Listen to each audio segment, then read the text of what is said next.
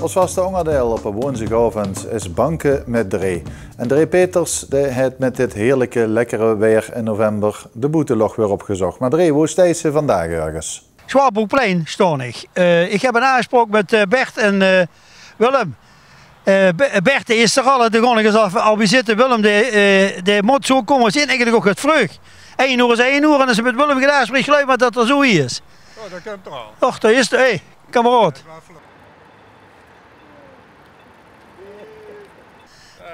Ja, dus dacht ze, dat we een uur vakant gingen zitten zeker hè? Ja, eigenlijk wel. Ja, en had ze dingen metgebracht voor te gaan zitten. Ja. Geweldig. Ja, waarlijk. Een beetje over de box op.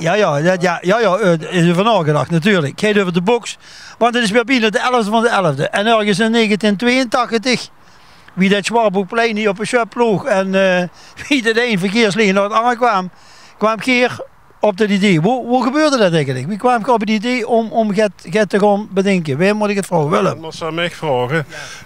In 82 had Nico Engels was dat schuld. Had tenminste tegenover de schuld van dat hij de rotonde had weggehaald.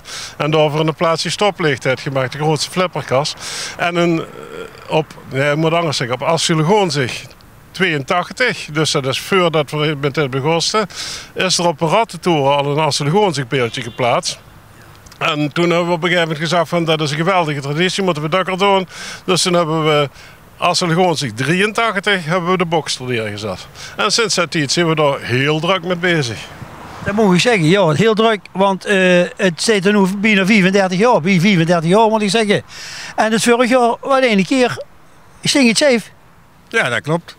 Er waren schijnbaar mensen die er zin in hadden om dat ding kans uit zijn ring te trekken. Dus de hele sokkel was afgebroken boven de beton. En toen hebben we een actie opgezet om dat toch weer recht te kunnen krijgen. Maar dat kostte toch wel aardig aan investering. Maar ik begreep uit de geschiedschrijving, dat was een hele hoop spontane gullegevers moet ik zeggen. Hè. Zelfs, je had een beurtje neergehangen en hoe ik gedacht van wie gaan we dat nu allemaal redden en ritselen. Kwamen er plotseling de gullegevers. Ja, daar hebben we gigantisch veel geluk met gehad. Want ja, zo'n ding even weghalen is één, maar dan uitrein zeggen. Tenminste gedeeltelijk uitrein zeggen. Helemaal opnieuw schoonmaken, scoperen, stralen, opnieuw koten. Nou, dat heeft meer dan €1000 gekost, het grapje. En gelukkig zijn er een aantal particulieren en ook een paar mensen die een bedrijf hebben. En zelfs een vastelavondsvereniging die dat op een hele schoon manier heeft gesteund. Zodat we eigenlijk net uit de kosten zijn gekomen. Dat was super. Zo op de achterkant van de box een pleitje staan. Hans Stroos en nog het 1983. Waar Hans toen prins? Hans was toen prins en toen had ze Levi Strauss en Co. En ja, dat zing dan achter op een spijkerbox. En op deze box was het sowieso wel heel aardig dat Hans Strauss erop kwam. Want het was Hans Strauss en Co. Maar toen hebben we daar ook gelijk 54 gulden uit de tas geklopt. En dat was voor dat tijd ook een heel leuk bedrag. Dus je niet meer tegen Gullebo sponsor of wel? Gaan we even terug, want nou, Hans Strauss en Co. Dat is niet dan onder het beurtje staan. Dan moet je me even hoe liggen. Het ligt op een vis. En ik geloof even, ja, en ik ben heel erg kritisch, een prachtige tekst uit 1983. Maar er staat iets van vastelavond en er staat O voor de A. Ik denk, dat zijn echte jongens die de Romeintse taal en weet ik wel wat je hebt met de cultuur hebben, en dan zitten we toch OA. Je het goed doen liggen, Willem, laat horen. De drank heeft gelegen in bed. Dat is nog veel erger.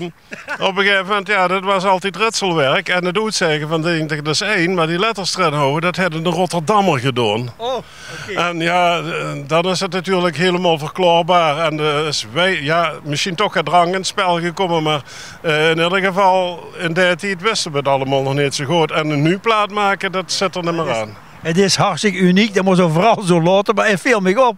Ik denk dat moet er een van Herkenbos hebben gedaan, want daar schreven ze het precies andersom. En, van de Kant van de Maas doen ze dat ook, eerst de O en dan de A. Maar, heel dicht bij je dollariek. Ja, het is er een Oedo's riool-drink, dus daar krijg je dat van. Ja. Nu even de 11e van de 11e. Ik hoor hem ergens, als ik terugkijk naar beelden van voorher, zeggen de vastelovend is pas vastelovend als de boks op kreun staat. Ja, dat klopt, ja. Het is sinds dat we dit neergezet hebben een traditie geworden. En niet alleen op de 11e van de 11e, maar de andere activiteit is als het klaar is. En dat is al pas woensdag. En met de kleuren van groen en rood tonen we dat aan. Groen, dan kunnen ze door in het vastelovens gebeuren. En daarna moeten we ook samen netjes stoppen. Ja, wat is van heel op lui, die staan dan wel eens in de keren lopen over dat Zwaluwplein lopen langs die boks af. Of langs dat één monumentje met de steen, maar dat heeft er niets mee te maken, dat is een vooral. Maar die lopen langs die boks af en denk wat heeft die boks dan van betekenis? En dat is goed om dat uit te liggen. En de vreemde zal het toch nooit begrijpen. Dat wat de vastelovend niet begreep ook waarschijnlijk het beeld niet. Maar het is zo'n geweldig spektakel dat al 35 jaar stand hield. Heb je ook mensen na die traditie voortzetten? Dat is op dit moment lastig. We hebben een paar jonge gasten, die doen geweldig haar best. Maar dat is één stukje. De andere stukje is dus dat we ook jeugdige publiek zouden moeten kunnen trekken. En dat is nog vrij lastig. Maar ik denk dat de hele vastelovend is. De jeugd die zoekt zich hele spectaculaire en grootse dingen uit. En dan gaan ze her. En de rest dat boeit niet. Dan gaan ze vakken vullen op vastelovend maandag.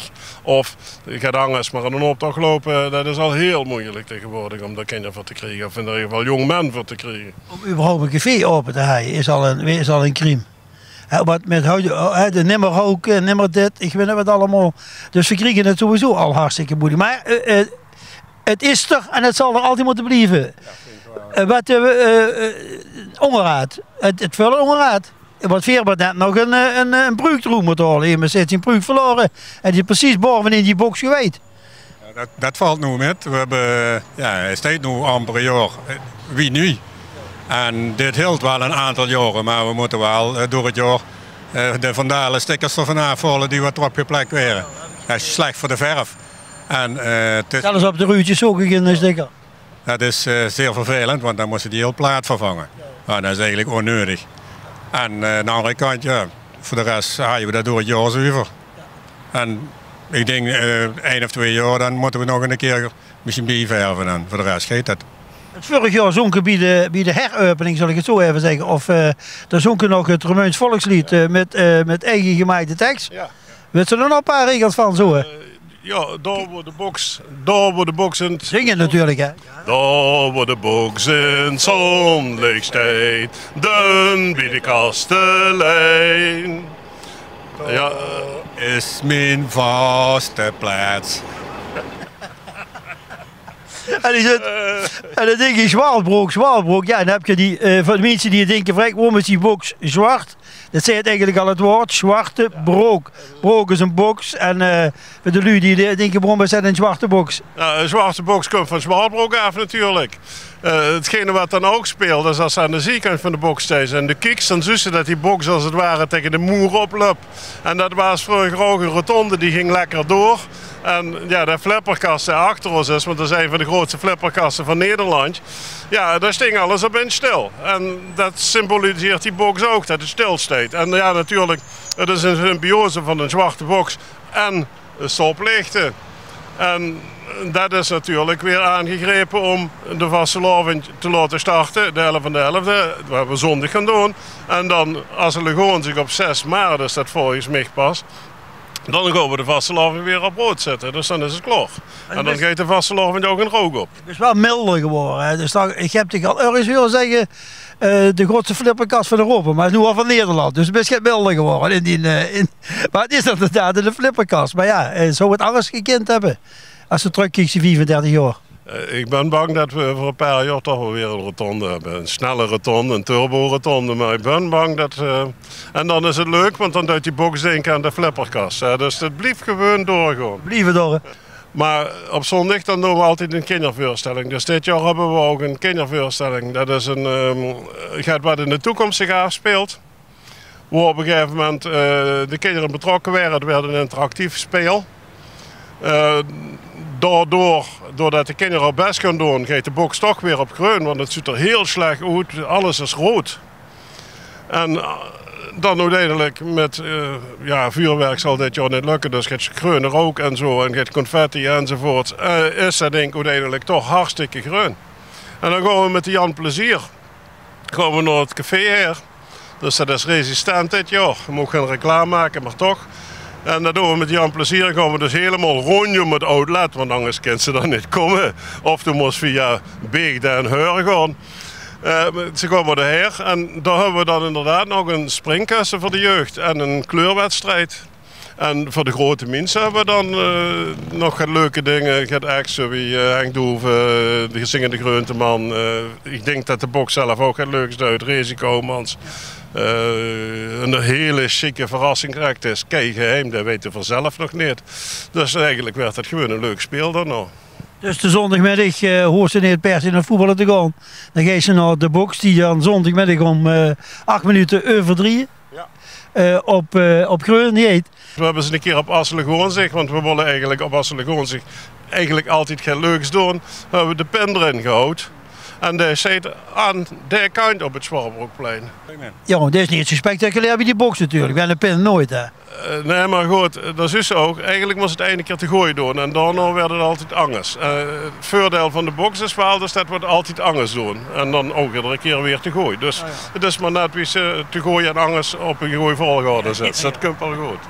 Werd dus de pin erin. Ja. Daar hebben ze niet bij toe te voegen, joh. Nee, dat is inderdaad zo. Goed zo. We hebben hier dus 2 prachtig enthousiaste mensen even aan het woord gelaten over de box. En zondag, dan gaat de box op Greun. En zonder de box op Greun kan de Vasteloven niet geopend worden. Dat was de boodschap van die jongens hier op het Zwartbroekplein. En als je denkt, Frank, dat is het nog niet helemaal. Nou, dan kijk naar TV11, want dan zoekt het zelf.